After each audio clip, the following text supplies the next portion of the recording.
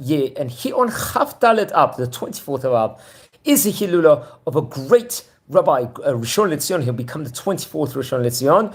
Harav Yitzhak bar Chazkiהו Yosef Kovo Zeche Tzadik Libracha. He was actually born in the English year 1770 and passed away in the English year 1854 at around the age of 84 years old. Now, there's differing opinions where he was actually born. According to a main opinion, it was actually in Jerusalem, but according to another opinion, it was in Saloniki in Greece.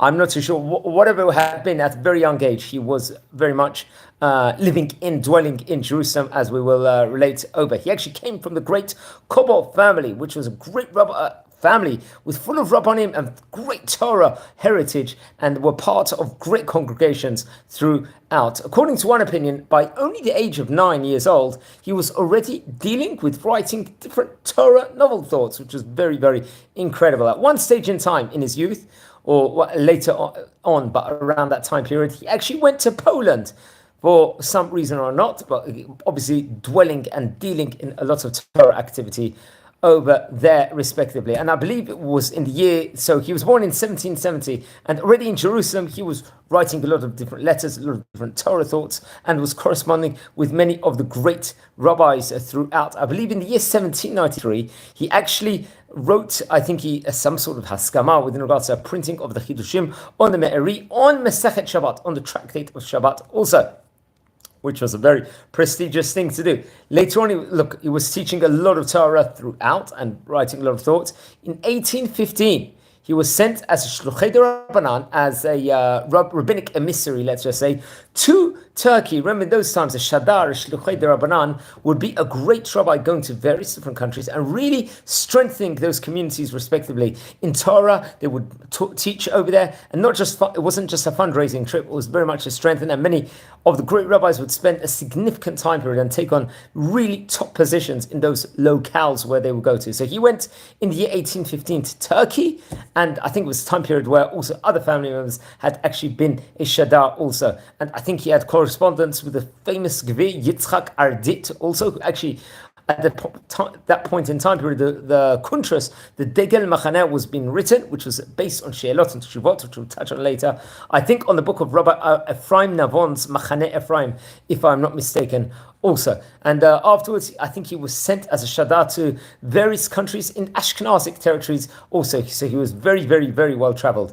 And then he returned to Jerusalem shortly afterwards and was appointed a Dayan. A Dayan is what we call in English a judge over there, prominent position. He would head and become Rosh Yeshiva in the famous Knesset Yisrael Yeshiva, also, which I think was opened originally by the famous Or HaChaim Kadosh, Rabbi Chaim ibn Etar in Jerusalem, respectively, and he would also become the Rosh Yeshiva of the Beit Yaakov Pirera, I think, which dates back all the way to the year 1691. This prominent yeshiva does, if I am not mistaken, also, especially I think many of the great rabbis from Italy were actually involved with that. He had correspondence with regards to Rabbi Chaim Chazkiהו Medini and Rabbi Yaakov Shaul Elisha. They were his Talmidim, it was reported over. So just like he was a great rabbi, he would end up nurturing really great Talmidim who would become great rabbis all throughout the areas of Israel, and very much so that was. And I think he spent some time also in Hebron, which is very interesting enough, especially I think towards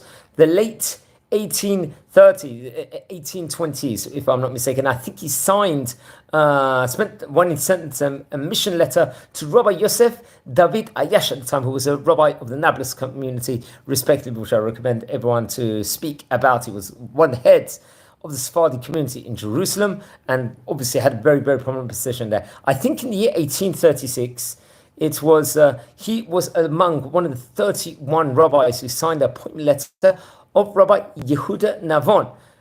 Very interesting enough also, which was a very important thing at the point in time, to be the Rishon Lezion, a position that he would take also later on. And I think also in the year 1837, year after this it was, he was part of the Chavrei Beit Din, the Beit Din collection, let's say, of the Sephardic Beit Din at a point in time, that signed a letter of support within regards to the binyan, the building of the Beit Knesset Charuva, which we visited before on this channel also, which I think was sent to Rabbi Zachariah Zmiran, if I'm not mistaken. Also, various different letters where he was signing throughout within regards to important different topics. And in the year 1848, it was that the Chacham Bashi, at that point in time, Rabbi Chaim Abraham Gagin, had passed away. He was appointed the Rishon LeZion in his place. Despite being the age of 78 years old, he was appointed to this very prestigious position. It was reported over to be the 24th Rishon LeZion. And I think at that point, in 6 years later, in the year 1854, he was already 84 years of age, they sent him as Shochet de Rabbanan, where he would actually travel first, I believe, to England, to London, and then he would go to Egypt and go to Alexandria over there. But unfortunately, at that point in time, he fell ill and passed away shortly afterwards. And this was on Chafdalet Av in the year Hey Taf Reish Yudalet 1854. So he passed away in Alexandria. Rabbi Chaim Pelagi, the famous great rabbi from Turkey, eulogized him while he was in Izmir, respectively, and gave him the most bountiful praise about what a great rabbi he was. I believe he left 2 daughters, including Rabbanit Esther and Rabbanit Leah. Also, if I'm not mistaken, I think he was married into the family of Rabbi Yitzhak Badhav, who was one of the great rabbis also of Jerusalem. Also, that has to be pointed out also. So now let's explore some of the great Torah works that he wrote, including the Degel Machaneh, which we spoke about before, which is based on questions and answers from the book Machaneh Ephraim of Rabbi Ephraim Navon, which was, I believe, printed by his grandson Rabbi Yitzhak Badhav in the book Ateret Zahav, many of the sources. This was in Jerusalem in the year Tafresh Nun Zayin, if I'm not mistaken also. Then another great work was Asufi, which was a Mishnah on the Shas respectively. Then there was Talei Talim, which was Drashot al Sefer Tehillim on the Psalms itself respectively. Another great Torah colossal work was the Yitzhak Isoach, which was based on Drashot on the Mikra, on the translation and the explanations of Rashi and the Ram itself, respectively. Then also another great work was V'Yizra Yitzhak Ba'aretz, which is Chaber on the Shulchan Aruch, which we call in English a Code of Jewish Law. Then there was the Yadot Bakol, which is a Chaber also on the Shulchan Aruch, the Code of Jewish Law. The Hadaz Zekenim comprised of 1,065 Me'amarim, different Ma'amarim, which was very, very prestigious. Then the Zera Yitzhak was another great work.